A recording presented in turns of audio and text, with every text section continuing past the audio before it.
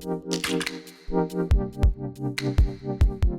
you for joining us. So for this episode of Dr. Sustainability's podcast, we are with Professor David Loseby, who specialises in sustainable procurement and supply chain management. He comes with 30 years of experience in the boardroom. I thought it was very important we have him on set. Thank you for joining me. Thank you, Hush. So what I'd like to do is start to get to know you a bit better. So could you give us a bit more information about your background and how you went into procurement and the boardroom? Yes, I think probably like most people in procurement, it's not something you start at the beginning of your career as going into procurement. I think it's fair to say that if the careers officer had planned my journey, it certainly wouldn't have looked like it has actually happened. So the classic sort of O-levels, A-levels, or GCSEs as they now refer to them, but through then into sort of a property and construction career originally, so qualified as a chartered surveyor, progressed through the usual channels of sort of construction and property maintenance, property construction, usually complex construction, which is what then led me into pharmaceuticals. And it's there really in the pharmaceutical sector that I then spent 12 years with GSK. The latter years, I moved into procurement, but prior to that, working in lots and lots of different countries and cultures, which is quite interesting in a sense that having decided at school why do I need to study languages and actually opted for additional maths and physics. I ditched the French sort of language courses, only to find that my first posting in GSK was actually to France, and so then had to pick up and speak and obviously read. That's punishment then for you. It was a sort of a punishment, yes, probably, yes. It was probably a teach you a lesson sort of thing very early in your career. So I spent a couple of years in France. I spent 4 years in South America, based in Brazil, so I had to speak and actually review contracts in Portuguese. So my level of Portuguese is relatively good, I would say, for the average Brit. But I think that sort of dynamic of different sort of experiences, cultures, different ways of working, that whole diversity was hugely important and quite foundational in the way in which I think you then treat business. And from GSK, what role were you doing? I was the program director for infrastructure investments, and so that quite interestingly, having made quite a number of significant investments, GSK turned around and said, "Well, we've tried this procurement thing in sort of the area that you work in," and at that time they spent about £2 billion a year on sort of investments, principally sort of equipment, machinery, facilities, etc. And they said, "But we can't make it work, so we're going to ask you then to become the VP and director for that piece of procurement."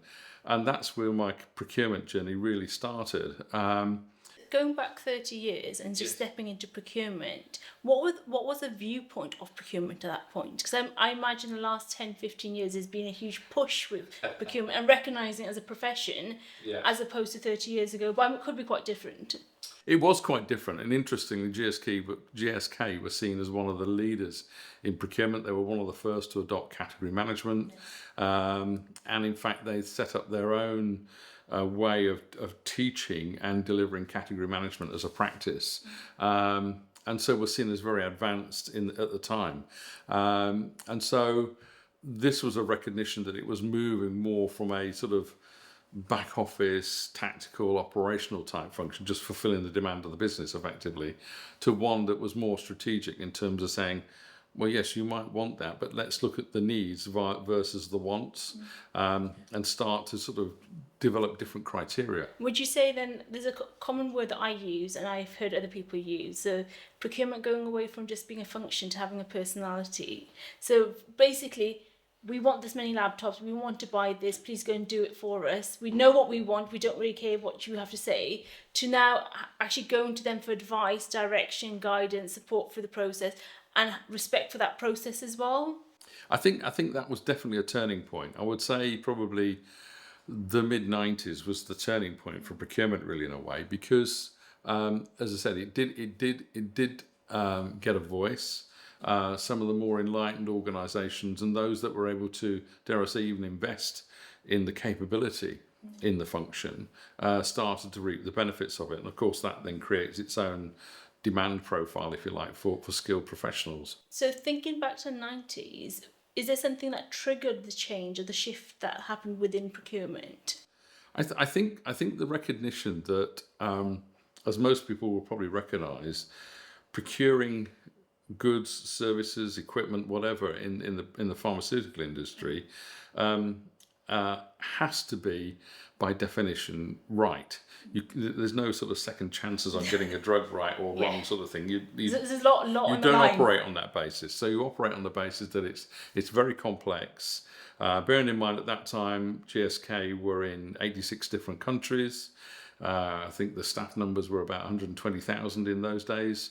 So it's a very complex organisation. So if you can imagine that without that sort of structure and capability, and dare I say sponsorship, then procurement is not going to be effective. And so it was a fundamental shift and a recognition that, even to the extent whereby we set up what we call cross-functional teams and have subject matter experts that we bring through for different phases of the procurement, from regulatory to technical to engineering to, all sorts of different facets of the pharmaceutical process. I mean, the whole process of getting a drug to market takes 10 years usually.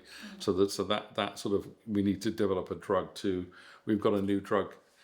And I imagine that process is quite complex and rigorous as well. Yes, absolutely, absolutely. So I think in the same way but it was also developing a respect then for different contributions from different parts of the organisation. And I think that whole process of, I'll call it leadership and facilitation, hugely, hugely important. And the way that you had to deal with that in a very professional, but also in a way that was, back to what you said at the beginning of the interview, authentic, but also developing that trust amongst different components and stakeholders of the business was hugely important. Yes. So for someone that's watching that's very new to the scene of procurement, can you give us a quick overview what this term actually means? I think you and I have used the word quite casually here on set and obviously outside, but someone might be quite new to it. But could you just give us a quick overview what it means? I would say procurement, in some ways, I mean, many people have described it as being sort of the ability to comprehend and understand all the moving parts of an organisation. Because simply understanding the sort of how can I put it, the costs is not sufficient. That is almost then taking it back, I would say, a generation into the sort of the tactical sort of operational space. And so therefore, it's a bit like if you had an engine that's got thousands of parts in it, it's somebody that understands the function and the contribution and the interconnectedness of all those different parts. Well, could we put the word also purchasing within that, or would you say staying away from the idea of purchasing?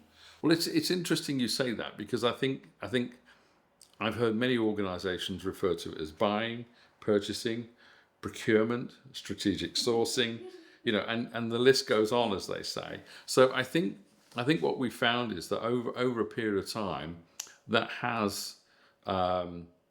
term has evolved. In fact, if you go back to the very early days, I think that SIPS was called the Purchasing Supplies Officer sort of foundation or function or something like that. So the term, in a sense, sort of has grown, but almost in some ways, the term that I probably would now sort of associate with modern procurement is more about the value architects, as I call them. So people that create the value for an organisation, and it's in a sense, it's that next generation beyond, if you like, all the buying, the purchasing, and the procurement piece. The strategic side. It's the strategic side of that. It's a very, very different proposition altogether.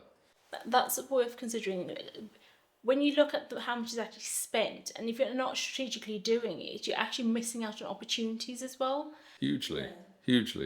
But I think it's not just the opportunities. I think it's also the ability to effectively manage things like risk, effectively manage sort of and the recognition that we're currently in a polycrisis signals the fact that we've got to be very agile, we've got to be very flexible, we've got to be very adaptable, and I think having the ability to sort of be that agile, flexible sort of function is an important factor. The fact that you might have worked on a set of plans and then, if you like, the whole world shifts around you, you've got to be able to pivot with that, because it's no point saying I've got this very detailed plan and it's wonderful, but actually it doesn't apply to the external sort of marketplace or geopolitical situation. Then it's no longer relevant. So you have to be able to pivot from that and develop alternative approaches.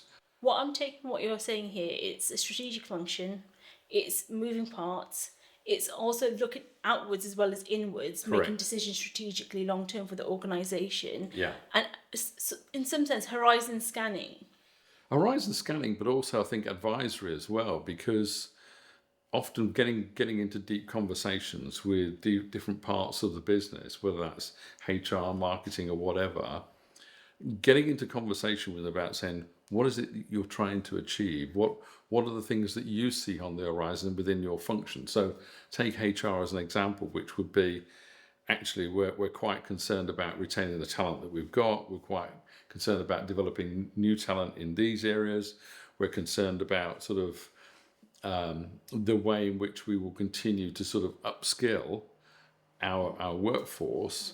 And more than that, when you start to think about specific job functions, you say, yeah, you might have the technical skills, but guess what? You need the additional skills that are more about understanding how to communicate effectively, emotional intelligence, all those kind of things. That's a very different prospect. And particularly when you think that the traditional teaching and training and modules that we have out there really don't satisfy that need sufficiently. Why do you think that is? I think it's because the speed and the evolution that we've seen has been quite rapid, but also I think, frankly, the professional bodies and academic institutions have been very slow to mobilise. So you've got this sort of, I'll call it sort of almost in a sense, developmental gap that exists. But the problem is that organisations have to fill that developmental gap, because if they don't, then they don't have the right staff. Now, I mean, you hear people say, well, what if we spend all this money on training and development and all the rest of it, and people leave us? And the flip side of that discussion then is to say, what if we don't train them and we don't develop them and they stay with us? That's big problem. That's a huge problem. Huge problem, yeah, yes. Because you've then got a workforce then that's not capable and able to service the needs of the business in terms of risks, opportunities, etc. And so I think that you have to create, like all things in life, it has to be a balance, but you have to make what I call effective and active decisions, and be prepared sometimes even to say, no, things have even moved on since we made that decision 6 months ago. We need to orientate that slightly differently and be prepared to do that. But have the capacity to be able to say, this is the reason why we're pivoting to a slightly different direction. It appears that procurement and organisations overall, they've gone on quite a journey for the last 20, 30 years. From my understanding, so the boards that you've sat on, you've been Chief Procurement Officer on most of the boards. Yes. And I think this is where, again, that people talk about, we want, we want a seat on the board type of thing in a sense. And I think you have to sort of say, well, in some cases that's relevant, other cases it may be not. But I think that how you create that sort of, how can I put it, connectivity with the board is more through the contribution that you make to the organisation, and also take an organisation that might be a heavy manufacturing type business or something like that, where 80 or 90% of their total turnover is spent outside the organisation through either outsourcing or supply chain or whatever else, and so therefore the requirement to have somebody who understands that is very different to maybe a company that actually produces a lot of the stuff itself or through a very much smaller or tighter supply chain. So there are different constructs for different sectors and different constructs. With boards, you mentioned obviously the size could be quite different. I recently joined a board and I was taken back when I walked into my first board meeting, and there's 20 plus directors, including the management team. So there were the managing director, CEO in that team.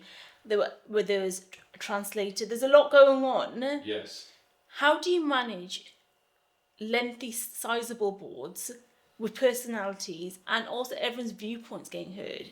Because I can imagine some of the boards you've been on. Halford's board. Yes. You've been on Carphone Warehouse. Yeah. You've also been with Barclays Bank. Yeah.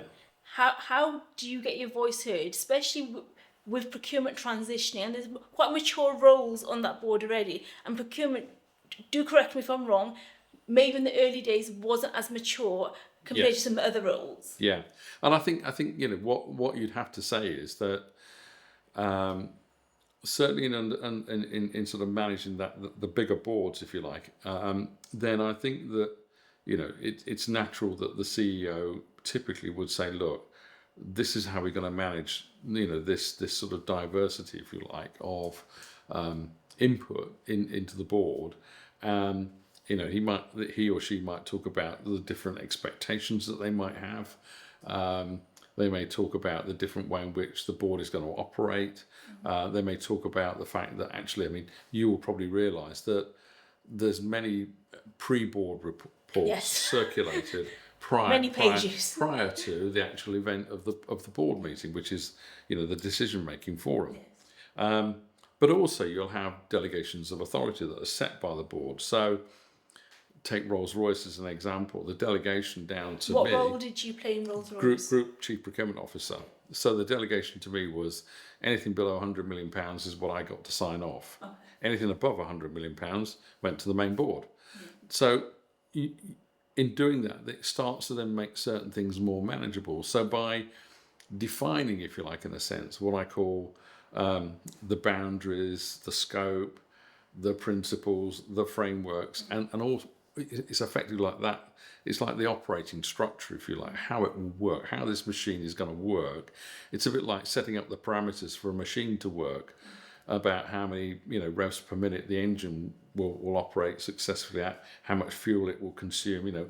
It's a similar sort of thing in terms of managing that sort of complex beast. But I think to your other point in terms of thinking about the different people and behaviours and culture, that is something very, very different in terms of, and I guess that was the light bulb moment for me many years ago that set me down this path of studying in the behavioural sciences, because what I realised was that the vast majority of decisions are not made purely on the basis of facts and data. Okay. They're made on much wider set of parameters. I'll give you an example of that. I had a chief financial officer who sort of wanted a new expense system putting into this business. And I said, okay, then fine. So I went away and, we did all the usual procurement things and selected, different companies. And I presented 3 options.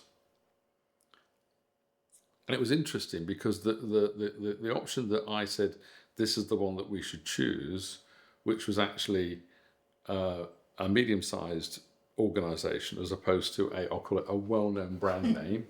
And it was interesting.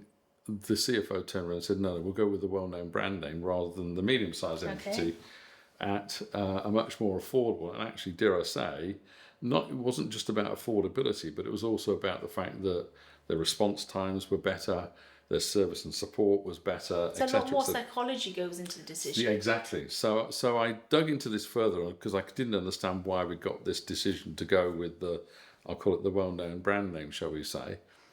And I then found out in the past that this particular CFO had been hauled over the coals by the audit committee, and effectively it sort of said, because he'd chosen a less than well-known brand name for a particular expense system in a previous organisation, he'd been sanctioned effectively because it had not turned out well. So his rationale was, it's a bit like the classic where you can't fire me for choosing one of the big five consultancies type of thing. So it was back to the psychology of, he had to pick somebody that wouldn't actually put his reputation or challenge his decision at a later date if it didn't work out. So imagine with the audit committee, it was a risk and audit committee, so ARAC committee. Yes. Okay. Yes. So if anything, that actually shows past behaviour, the treatment of past behaviour. Correct. Impacts your response. Impacts future decisions. Even if logic says it shouldn't be there. Correct. Okay. Yeah, and this is why I say it's not about logic. I mean, many people probably don't know this, but we have over 200 cognitive biases as individuals. Me, everybody in this room, everybody out there, sort of thing. We all have it. We have what's called our big five personality traits. We have what's called our heuristics, which is... Start reading your book, by the way. Carry on. So you start to look at all those, and you say that all of those are on a scale of 1 to 5, and you start to multiply those up, and you go, hang on a minute, we don't all think and operate exactly the same. And so the reality then becomes that different people will interpret information and make decisions based on different parameters, effectively. Yeah. Why? Because we're individuals. We're not, and I guess that's why the challenge came to sort of what we call traditional economics, and that spawned out the whole movement towards behavioural economics, which is a recognition that just because I'm white, of a certain demographics and of a certain age and of a certain whatever, I would always buy this brand. Well, no, it doesn't work that way. And the reality was... There's a margin. The economic model was based on the fact that, no, everybody will buy exactly the same thing. Well, guess what? It doesn't work out that way. And so, a bit like, some of the topics that we've talked about in terms of sustainability, you'd say, well, it's obvious that we should be doing X, Y, and Z, but we don't. So therefore, what that tells us is that the whole sort of behavioural component, the cultures, and all those kind of different things do have, how can I put it, a big influence on the outcomes. But how big are these influences? Oh, massive, huge. So we're just irrational going around. Well, there's one book out there by quite a famous behavioural economist called Dan Ariely called Predictably Irrational. Okay, conveniently. Can be conveniently titled. Daniel Kahneman, Thinking Fast, Thinking Slow. So different systems of thinking. So what it says to us is that, yes, we do expect different things. And it is predictably irrational, because to say that because somebody fits a certain profile or type, they will absolutely do X, Y, or Z is completely unfounded. And so... But could that go down to the idea of unconscious bias? It does, yeah. Unconscious bias is one of the 200 plus cognitive biases. There are many, many more. For example, when you met me or I met you before we started working on things together, you might have thought of me in a certain way, whereas I might have thought of you on a certain path. Absolutely. So until you get to understand the individual, you get to understand even their background, even to sort of, the things that they, how can I put it, have gone through life in terms of their life experiences, which is what we call their heuristics. So in other words, you use past outcomes to influence the way in which you make a decision. Hence the reason why I gave you the example about the CFO that said, I can't be challenged because I've chosen one of the big five.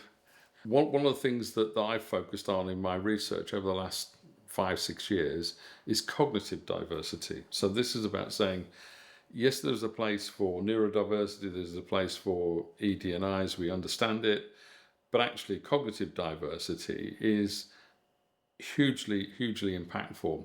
And I'll give you the analogy, a simple analogy I gave somebody not so long ago. And I said, if you created a recipe for a particular dish or something like that, and let's say it's a savoury dish, and you could say, well, I can put certain ingredients into that, and I can dial up the flavours in certain areas and things like that. But actually, if I start putting into a savoury dish sweet things and things that belong in the dessert dish, there's a high risk that you then are going to appeal to a very narrow part of the population. And so the whole essence of creating diversity is also about balancing that recipe. So it's about balancing the diversity. There is good research that says actually getting the balance right with diversity is hugely important. To your point, it will deliver creativity, innovation, those sorts of things, provided that you've got the balance of that diversity right. So I'll give you another example, which is if you put somebody who is extreme left in politics with somebody who's extreme right in politics into the same room and said, tell me what the welfare policy is going to be, you can imagine that that's not going to be a particularly productive meeting. So therefore this whole creating this balance is hugely important. Now, yes, you can have diversity. So that you say to somebody, have you considered X, Y, and Z? And if we do it this way, you can get those things that you're interested in, but also at the same time, we can now extend this to this area as well. So I think being, how can I put it, making conscious decisions about diversity is hugely important. And I don't think we should shy away from that. To sort of simply say, oh, we just need diversity is way too simplistic. And probably, like, as I said, using my sort of homegrown analogy of the recipe, if you consider and understand the impact of the flavors and the ingredients that go into that recipe, hugely important in terms of then saying, how do I create something that's a more powerful dish than the one I originally had? So what it seems like what you're saying, some elements of the course or common thread needs to still be there to pull them together. I'm going to use an analogy, and it's going to sound quite strange, but let me go. So, and someone used it with me, and I was like, at first I said, no, I don't agree with it. A boy band.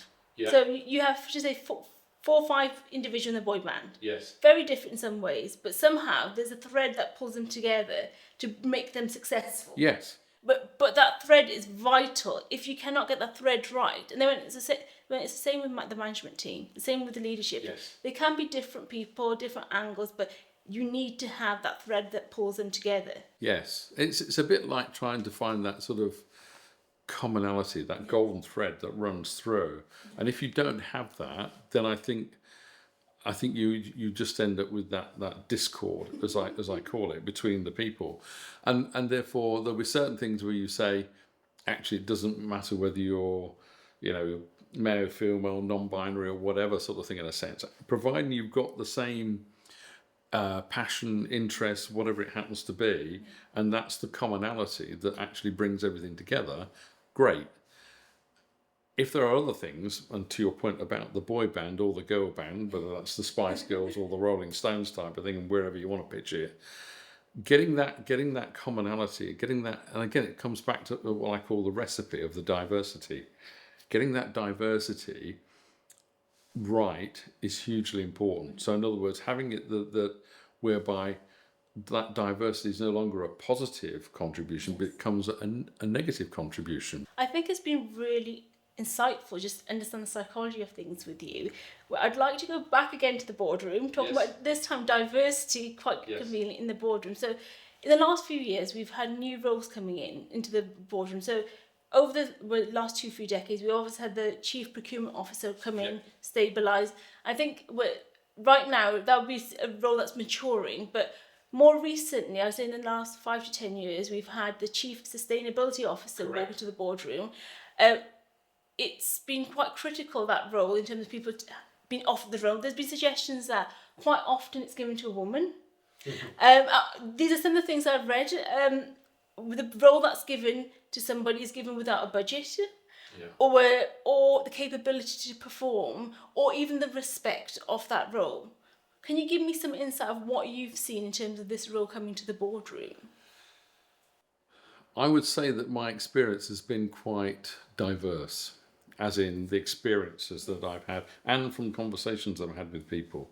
I mean, what you're talking about is almost tokenism in terms of putting that role there. And I think that it's interesting that boards are reshaping and reforming and starting to create these roles. And I think, there are still many, many, many misconceptions about what sustainability is, what ESG is, what circularity is. It's a bit like, is everything therefore is nothing? And again, this misconception that I hear it so many times, which is sustainability costs money, and you almost want to scream at that point because that's not true. It's a common misconception, and so I think what we're seeing is a number of organisations and boards and individuals are all struggling to understand exactly the contribution that this can make to their organisation, and how, dare I say, organisations need to think about how they structure themselves in order to take advantage, I'll call it, of these new positions and these new. I'd present them as opportunities as opposed to challenges.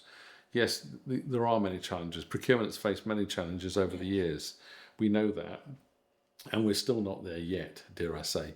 We're still not a fully matured function. If you look at procurement in comparison to finance or to HR, we're still playing sort of the catch-up role, as it were. So I think sustainability is going to go through a similar sort of thing. So and I think that it's interesting in a sense that the speed with which this has happened.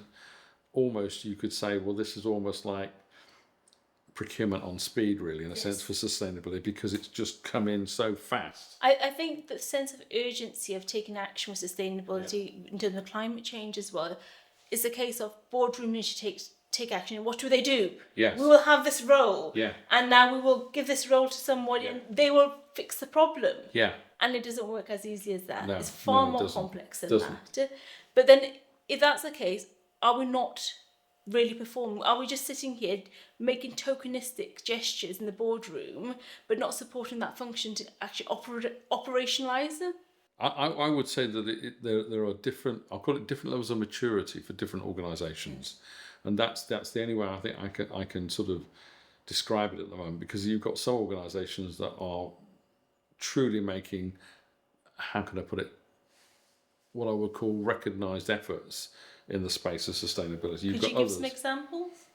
Well, you take organisations like BASF and Henkel. I was reading a case study about them recently, and the recognition, I think, was that, and this was to do with this sort of like carbon emissions. I think BASF was something like 87% of their CO2 emissions are external to the business. Henkel was 98%. So when we talk about external to the business, can we just break it down? Talk about scope. So scope 3.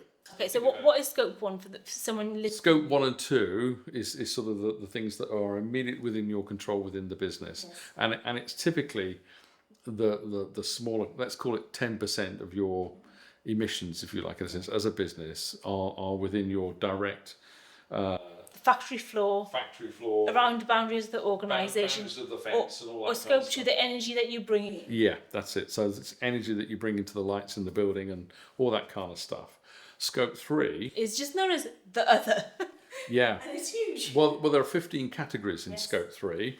And as you know, they're upstream and downstream. So customer in.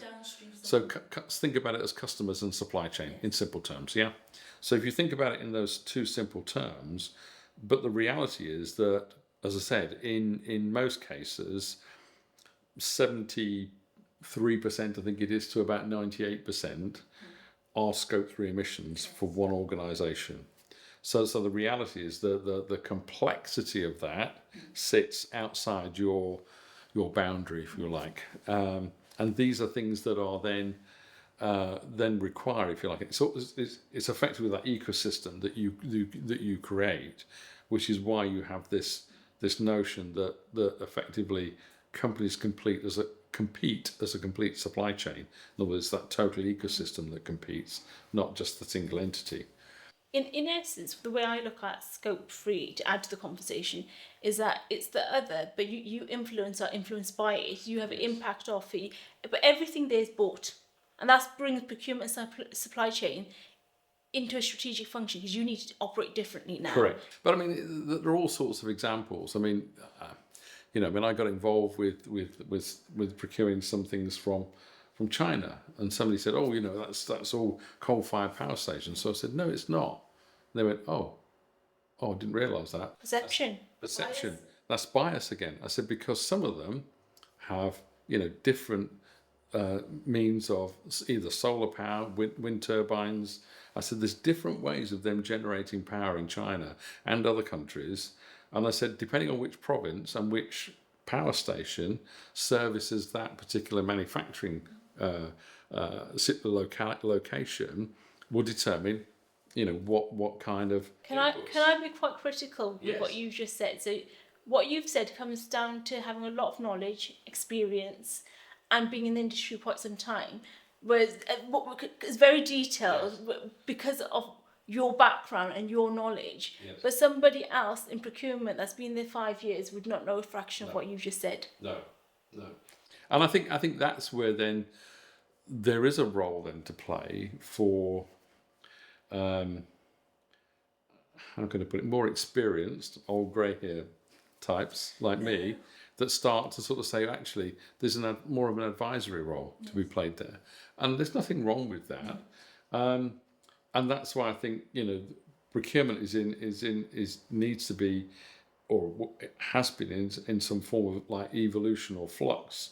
But I think starting to sort of work through then and understand actually you can create and add more value by bringing in advisory people for a short burst or whatever it happens to be. When you're talking about advisory people, are you talking at boardroom advisors or just around the organisations? At all levels. I wouldn't say it's just pure. I would say it's critical to have I'd say that. absolutely. We're doing something completely different, which we've never done before. Yeah. No generation before us has had this issue. And all of a sudden it's like, we have to change, we have to do things. We don't know the roadmap. We don't know how to get there. Yeah. And then all of a sudden it's a case of we don't have the knowledge, the information, the content, the people. That's what I think. They're not just something nice to have. They're critical for the journey. They're critical for the journey. And again, I mean, I'm fortunate in the sense that, I've lived and worked in many, many different countries and cultures. And I think with that, then you then begin to understand and realise back to this sort of, so what are the right questions to ask? It comes back to what are the right questions to ask? At what point do I ask those questions within the whole discussion about how and what we procure? And like many other things, like, we say actually we want a collaborative contract. Mm-hmm. Well, actually, you've got to start that right at the formation of the business case, not something that you do once you've let the contract. It's too late by then. Mm-hmm. So I think that sort of experiential piece that says you utilise that to help shape and make critical decisions at the right point in time of the whole spectrum of the procurement. And again, I think some of the things that I know I've had to do, which is back to the sort of the discussions around sustainability. If a business is not ready to talk about sustainability and understand how to embrace it, then you have to reframe that. How do you reframe it? Well, I think one of the things that I have to confess, I stumbled upon it by accident actually, but I created the CEO approach, which is cost, efficiency, and optimization. Quite simple to understand, but if you talk about it in those sorts of terms in the organisation, people go, "Oh right, okay then." So you're going to take some cost out, you're going to make it efficient, and you're going to optimize what we're doing. That's great. Can I say that goes down to the idea of selling sustainability? You're selling it, but not directly as sustainability. It's a language they understand. The language they understand. So again, it's back to what I call the make sense and translate, which is use the language that the person understands. Don't introduce something that has misconceptions, misunderstandings, dare I say, even sort of, how can I put it, almost a sort of a, how can I put it, this whole sort of label that if, like we said earlier, sustainability costs money. Well, no, it doesn't actually. That's a stereotype in my words. And so I think being able to sort of do that in a very different way. So how would that conversation look if you're introducing a CEO conversation forward? Well, I'm putting sustainability to the back, but you have that in mind. I can give you two good examples from personal experience, which is, again, a FTSE 100 company that I can't mention, obviously. CEO comes back from the briefing from the stock market and said, just sold this new strategy to the stock market. We've got this new pillar of one of the 6 pillars, which is around efficiency. But I don't know what sits in there. Can you tell me what needs to sit in there and how I can deliver this £40 million that I promised? Only 40 million. Only 40 million, because it's not a big number, is it? And so I said, okay, then leave it with me for a couple of hours, and I'll come back to you with some ideas. And I looked at it and I said, well, okay, one of the biggest things that this business used was energy. So I said, okay then. So I said, I'll tell you what. I said, we're going to set up a new program that's 999. And he said, that's the emergency number. I said, yeah, that's right. This business was, I can't tell you exactly how many countries it went across, but let's say it was more than 30 countries. I'll be having a look at the FTSE then. And so I said, we need to save 9% of our energy, 9% of our cost, and 9% reduction in CO2. So I said, but we've got to do it through the use of behavioural science to make this work. And he said, well, it sounds good. He said, but I'm not quite sure, how this will look. So I said, well, look, let me work on it and come back to you with a proposal. So some of the things in terms of you have to do within behavioural science is make it easier and simpler than what exists currently today. Create something that I call frictionless. In other words, it's so easy to do. It's falling off a log type stuff, really, really easy. But also make it simple and make it attractive. And so what I did was I looked at sort of all the energy bills and the energy consumption right away across the organisation. We did a bit of analysis. We spent 2 days on this, that's all. Okay. But we got to a position where we said, we think we can save 9% of the energy and da-da-da-da-da. And I said, this is the way we're going to do it. We're going to create a league table across, and we're going to pin it on all of the country MDs. And actually, we're going to show them. I'm going to give them a list of 12 things that they can do that's actionable.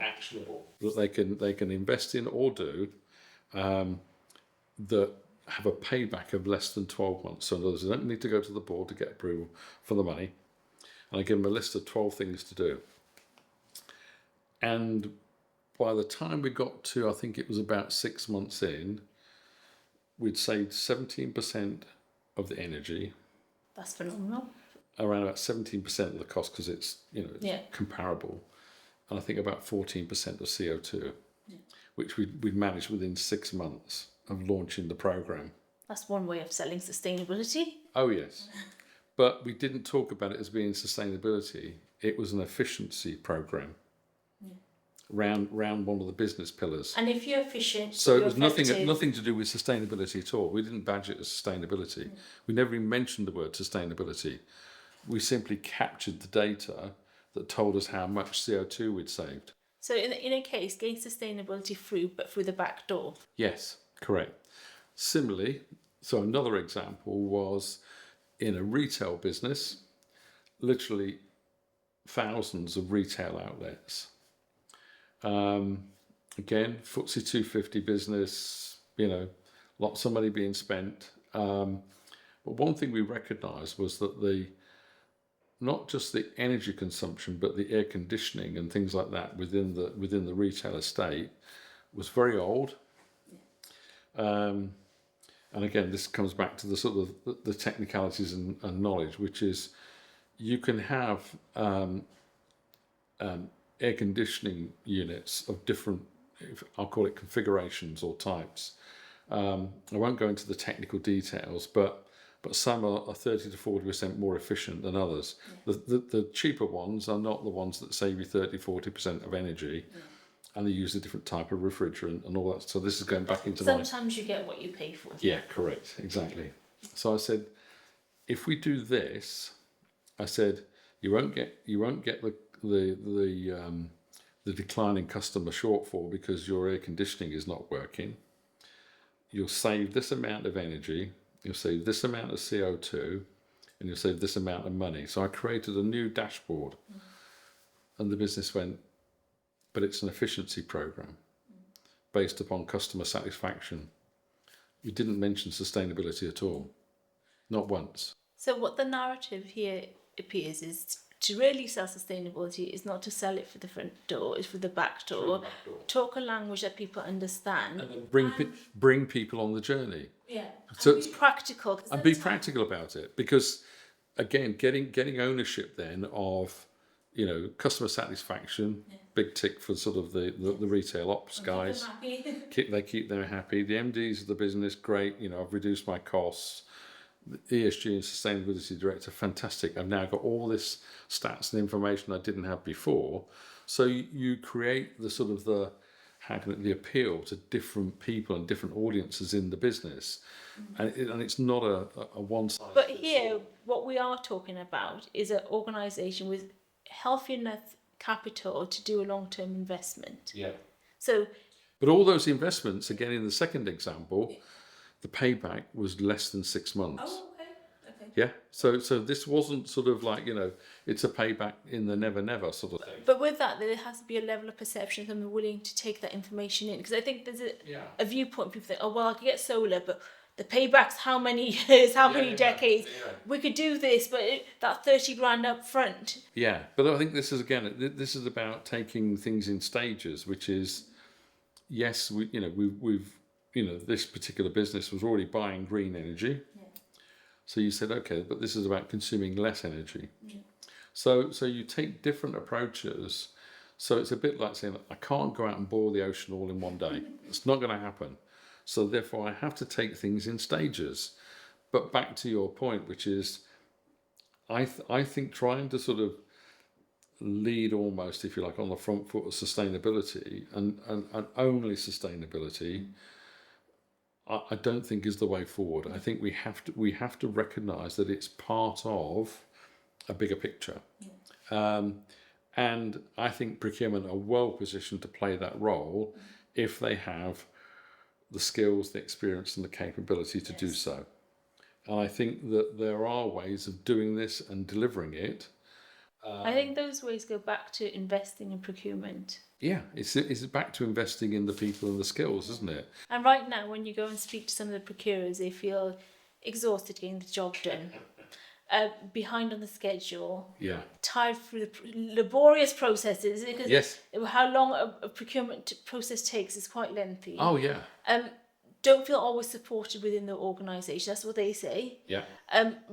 It's hierarchical to some degree. That things are just passed up and down and sideways. And having skills, capability, capacity would make a huge difference. And also a level of respect to them. I think what I saw in COVID, all of a sudden overnight, we viewed and respected procurers like we never have before. We clapped for them because they brought us something we could understand what they actually did. Yes. Up until that, it was the case of, what do they do? Do the buy us laptop? So they're always late. They ask me 4 different questions if everyone just buy sanitizers. Yeah. And all of a sudden, in COVID, we had that light bulb moment, like, okay, we need things. Who does it? Who does that? The procurement and supply chain team, they do it. Yeah. Can you get us the PP? No, but we need to be innovative here. We need to find ways to get it from other countries and do it internally. And all of a sudden, we have respect for them. But I do think the last few years, all of a sudden, it's like, okay, we've clapped for them, we respected them, go now do what you did before. Yeah, go back to where we were. Yeah. And it was interesting because I read an article not so long ago about sort of the lessons that we learnt from the 2008 financial crash.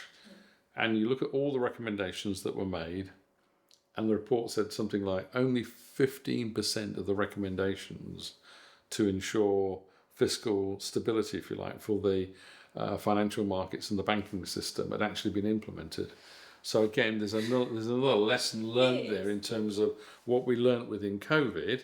Yes, we've adopted some of the things, but then it's like, oh right, it's all good, it's all okay again. Right, off we go again. Then back to normal. It is quite concerning. It'd be nice to see how things foster through and what happens, because we can't achieve some of these big bold statements like net zero or carbon neutral without procurement. No. So it's a case of having respect, empowering, getting them on board, and also letting them do what they need to do, then questioning every move and saying, why hasn't this arrived? Why can't I have this? But that takes me to a very critical topic, and it is critical because it's in the spotlight. We've had the UK pledge net zero, we've had organisations pledge net zero, functions pledge net zero, and also we have other terms thrown around, for example, carbon neutrality, and the whole host of them, you hear them all. Can you give some insight in terms of what is carbon neutrality, what is net zero, how do we make that distinction? Well, I think again, this is one of those other classic misconceptions, isn't it? People talk about carbon neutrality, which is back to the scope 1, scope 2, which is this is what happens within, if you like, my four walls, if you like, of my organisation. Net zero is a very different proposition, which is about then what happens within that whole supply chain. As we talked earlier, a good sort of 70 to 90% of that whole entire supply chain and emissions sits within your supply chain. A very, very, very different, complex thing to control altogether. In fact, there are organisations that probably don't even know or even mapped all the way through their own supply chains. I don't think some, I think many. Yes. So, I was going to be generous. So I think that sort of that understanding of sort of it's not in my immediate vision, but actually it's all out there in your supply chain. But I think the other thing as well is that I would say is that encouraging people to say, don't develop the most complex and detailed plan possible. Start to work on the 80-20, which is we know there's going to be certain things that you can do right now in terms of tackling any energy consumption, packaging, all sorts of things that sit within our supply chains, and start to make some progress. Because having a fully developed plan that takes you out to 2050 is just inconceivable. And there's going to be so many other events and things that are going to change that's not realistic anyway. I have some quite strong views about in terms of what's happening with net zero and carbon neutral. I appreciate when a definition comes out, we're still trying to define it, redefine it, as a community agree upon what the universal definition is. The way I see plus all the different standards as well. I see carbon neutrality be obviously us reducing carbon, or organisations to say reducing carbon, but allowing amount of offset to help. Yes. But I'm very concerned about that, because it's a case of you could potentially not actually reduce your carbon and just pay for offsets. And just pay off your debt. I go, yeah, we're carbon neutral. Go, hang on, you haven't really changed much. What you've done is just paid a little tax off these carbon, planted some trees, supported some projects, and therefore you're carbon neutral. Everything's good. Yeah. But for someone on the outside that doesn't know the definition of it and what it actually means, they go, it seems that they're a great organisation, they're carbon neutral, but they might have not done much. They may or may have not. Correct. Net zero is more rigorous. Very different commitment. You're expected to reduce as much of that emission, scope 1, 2 and 3. I don't like it when organisations go, we're net zero for scope 1 and 2. Like, and 90% scope 3, your other, your capital goods, your pensions, all the items you're buying. Yes. So net zero to me means you reduce as much as your emissions as possible across all 3 scopes, and there's always going to be stubborn emissions that you can't. No. And then you're allowed to use offset if you need to as a last resort. Correct. But that means being responsible. That means taking responsibility. Taking accountability for that. Yes. But what I now see is the likes of HSBC in the last few months, they've removed their chief sustainability officer out the boardroom. This week, they've stepped away from the banking alliance in terms of carbon sustainability, doing good. So they stepped away from it. Other organisations stepping away from it as well. But these are the same organisations not long ago have pledged net zero, pledged carbon neutrality. Does that mean they're not taking it seriously, or has reality really hit for them what it means? I suppose the cynic in me would probably say that reality has kicked in, and they've suddenly realised that actually this is quite a tough ask. You know, when I see companies who pledge net zero in such a short time span, my suspicions immediately arise. And for one particular company that I did some work for, some advisory for. Can you share their name? No, I can't. No, I wouldn't do that. But I'll give you an example, which is they set their net zero target as 2035. Quite convenient, UK government's done that as well. Yes. And But then what I then did was, I'll give you your top 40 companies, yeah, that you spend nearly 80% of your, if you like, cash on, as in going outside the business, so back to the scope 3 stuff really. And I said, you've got companies in there like Google, Microsoft, you know, banking people, etc. And you have a change. They're all committed to 2050. Yeah. So tell me, explain to me how you're going to persuade them to suddenly change their commitment from 2050 to 2035 when you only provide a fraction of their income. It's just not going to happen.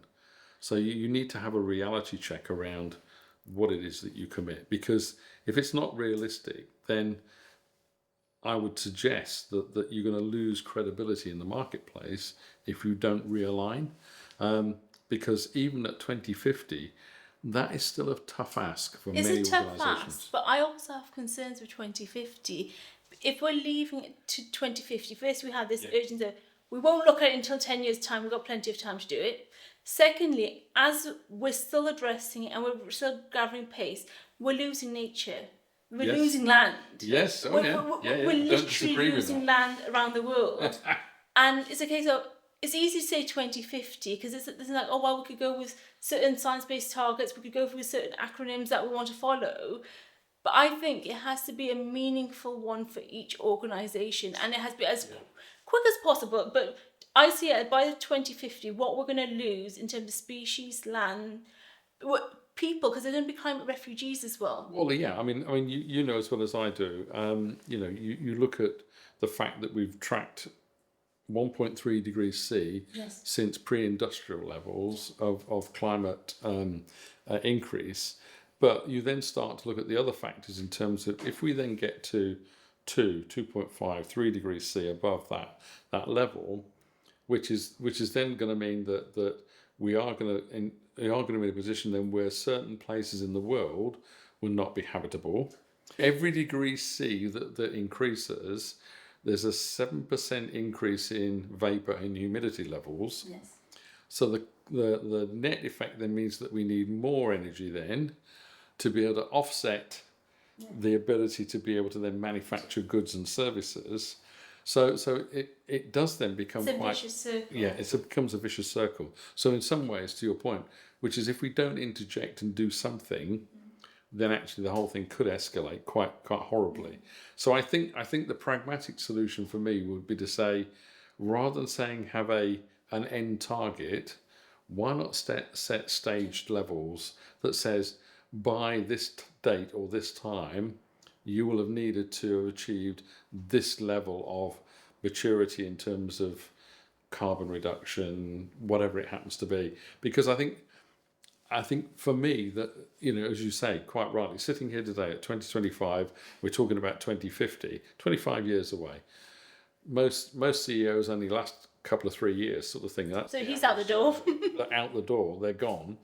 But I think pinning it on the organisation to say, yes, but you've got, you know, a 5-year decrement of targets to achieve as a business would seem to bring that sort of horizon span much shorter. But we know in behavioural science terms that we have something called recency bias, which means the nearer something is to what it is that we're considering, there's more chance of it being actioned.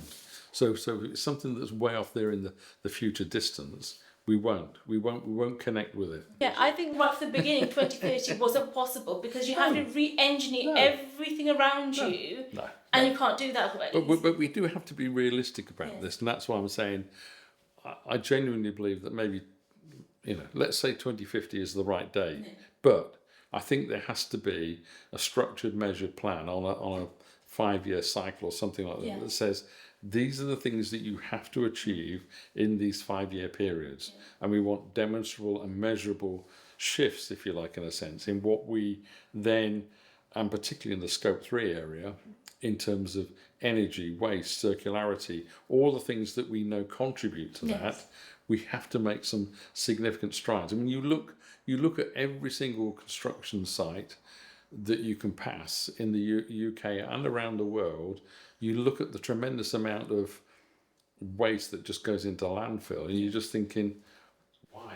And within the UK, on a wider scale, we're running out of landfills. Well, yeah, I mean, we're an island in essence. But you look at the materials required for an EV battery, yeah. So the rare earth elements, we are recovering through recycling less than 3% of the rare earth metals. That tells us that the waste dumps that we've got for today will become the mines of the future.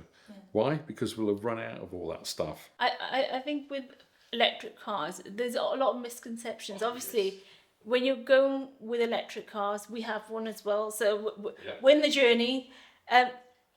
Yes, in use, it might be quite sustainable, but we have to be quite honest in terms of lithium batteries, the lifespan, the end use of them, and that's another whole other debate coming out of it. Oh, absolutely. I mean, but again, we need a horizon scan, then just jump to the next best thing, jump to something else. And this is where going back to net zero, I think that's a term that we jumped onto, and I think it's good to have that buzz. Yeah. But when I look at the Climate Change Committee for Wales, it's Climate Change Committee was for the UK. When I look at them and what they said last year, the CEO, so Chris Clark, when he was head of that, what he actually said, at times the term net zero is actually becoming an unhelpful term, because people, you end up in a debate of, rather than doing net zero, it's like, oh, it's this or isn't that. Okay, we've had that. Yeah. Always, I'm for it, against it, but not enough people actually doing it. Yeah. And I would tend to agree there's an element of that, but people still want to be seen. Organisations all want to be seen. As I was walking down the road here, well, I saw on the window for Sainsbury's, literally on their window, net zero for 2040. A lot of the organisations want to be seen doing it. What I really want, I imagine what you want to see, is it becoming tangible. Orientated, yes. EV batteries that we were just talking about a moment ago, if you think about the concept that says, yes, you can produce a battery, but you also need to produce next door the recycling factory that says, I will take that battery back in 7, 8, 9, 10 years time, whatever it happens to be.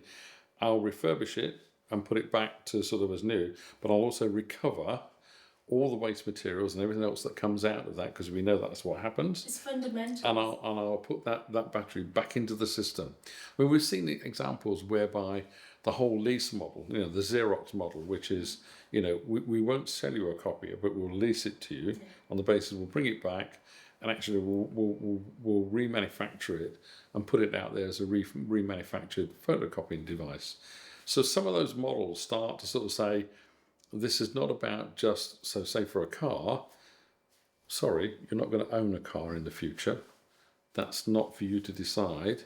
You will lease a car, and when it's finished, it goes back to the manufacturer and they will refurbish it. But that goes back down to everyone taking responsibility. Yes, it's accountability. It's accountability, responsibility. But it's accountability at all levels. It's not just accountability at the government level, but it's at the corporation level, it's at the individual level, it's at all levels. And that has to be the case, because this won't be successful if we don't do that. I think that's a nice way to end in terms of this podcast. Everything comes back down to accountability. Yes. Okay, before we finish off this podcast, we'll go into the next section, which is the quick fire questions. Yes. I've got a couple for you. You're so kind. So in terms of quick fire questions, these questions are random, sporadic, a bit more just to quickly get to know you. So if you weren't in this professional industry, what would you be doing? I suspect had my career not had the twists and turns that it's had, I'd probably still be working in property and construction, I suspect. I think that that's probably where I would have just carried on and become institutionalised in that sector. Okay. What is your greatest achievement in the boardroom? I think one of my greatest achievements in the boardroom was a company that I am going to name, which was Arriva, which is a transport operations company. Yes. Having the support from the then CEO, David Martin, to invest $3.5 million in building a procurement function for the whole of the organisation. I think that was a pivotal moment and a recognition that procurement could add significant value to the organisation. Okay. Now on the flip side, boardroom blunders. Give me some insight. It doesn't have to be your blunder, it could be somebody else's. No, I'm quite happy to take one on the chin on that one. I think for me, earlier in my career, sort of presenting to a board a very, very comprehensive, detailed, pure facts and data type sort of presentation that made no differentiation, had no sort of pre-thinking and engagement with the board members and things like that, was an outright disaster, I guess. But from that, the learning came that actually it wasn't just about facts and data, it was about behaviours and people. And I think that set me on a very different track. So I'd like to think that was, whilst it was a mitigated disaster, at the same time, it was a very pivotal moment in terms of me stepping back and rethinking about how I did business in the future. Okay. In terms of yourself personally, I understand, but you have your academic side as well now, and also in terms of the practitioner side. What do you enjoy out of both? I think being a pracademic is the term that's used. I think being in that sort of, I term it as being part of that osmosis layer. So that thin membrane that sits between academia and practice. I think getting to be able to see both sides of the equation and understand, I'll call it both systems, both ecosystems of operation, is quite a unique place to operate. And I think that having the rigor of academic methodology to bring into the practitioner side has stood well. Where was the last place you travelled? The last place I travelled actually was to Spain. Where is your favourite place? My favourite place, goodness gracious, wow, would probably be Brazil, actually, given the fact I lived there for nearly 4 years, sort of thing, and speak the language. So it would be good to go back there after all these years, I think. To close off the section, a bit of an open-ended question. What do you want to be remembered for? Goodness, I've never really thought about that. I'd like to think that I was probably one of the founding dissidents of bringing behavioural science into procurement. I'd like if I could be thought of or remembered for doing that, then that would be an achievement, I think. Okay. In terms of now, we move into the final question. This is given from the previous guest, so that's Professor Calvin Jones. He's an economist, he's specialised in sustainability and a whole host of other areas. So this is his question. How do we solve the sustainable procurement problem when in the age of public sector scarcity, doing the right thing costs a little bit more? I think it goes back to what I was saying earlier, which is, I think, reframing the approach and taking the approach which is about cost efficiency and optimization. I think just going and sort of almost banging the sustainability door and banging on the front door, I think, is the wrong approach. I think we have to integrate it. We have to make it part and parcel of the approach that we take. It can't be just this is all about sustainability. So my answer would be very much about being far more comprehensive, but also about then reframing the approach that we take. I think it is all about that reframing. It's been an absolute pleasure to have you on this episode.